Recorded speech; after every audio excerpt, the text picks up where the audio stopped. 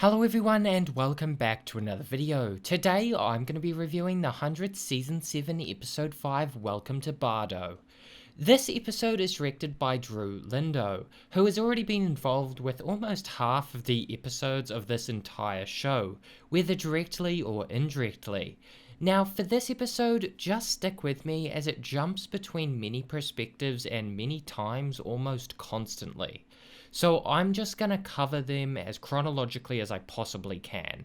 And boy, therapists are going to make a boatload of cash from all the Bellark fans after they see this episode. Anyway, so we start off on Bardo 45 days ago, with Octavia and Dioza just being taken from Skyring.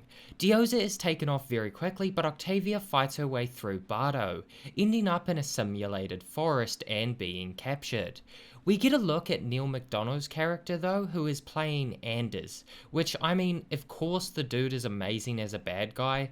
Damien Dark and Arrow was a bit of a fluke, but from what I've seen I already hate him, and that's when you know an actor is good at his job. So, we skip forward 11 days to Planet Bardo 34 days ago, with Octavia having resisted memory capture the entire time, but she promises to cooperate with Levitt if he doesn't mention Hope in his report.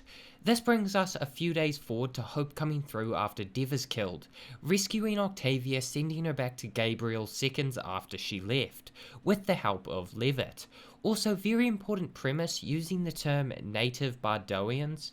So this facility was not built by the disciples, and there was in fact another group, whether they were alien or human, that lived on Bardo before the disciples. According to Anders, Clark is the key to everything, to winning the last war mankind will ever wage, and so the captain we saw last episode is sent through at the same time as Hope to capture Clark.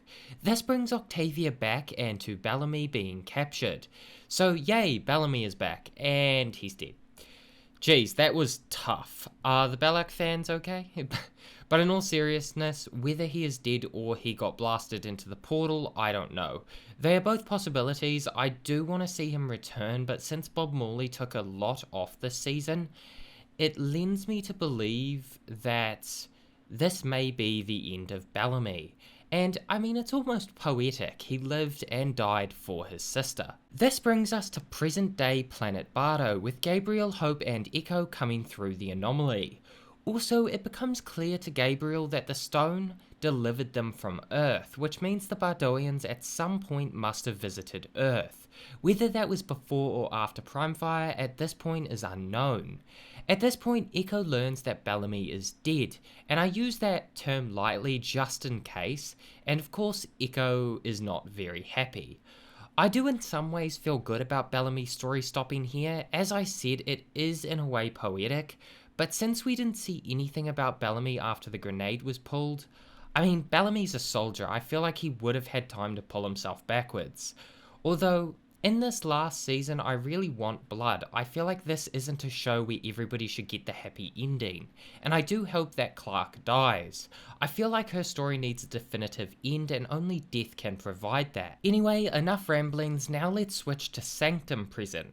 Indra is struggling to keep believers and non-believers from killing each other, with the believers sacrificing themselves until Russell is released. The idea of self-immolation, like many other things in the 100, is taken from history, especially when it comes to being used for religious protest. It's of course from 1963 Vietnam, a Buddhist monk who protested in this way.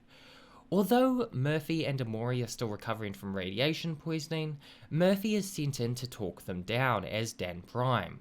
Of course, he is discovered as, unlike Amori, Murphy doesn't do his homework. See kids, that's what happens if you don't do your homework.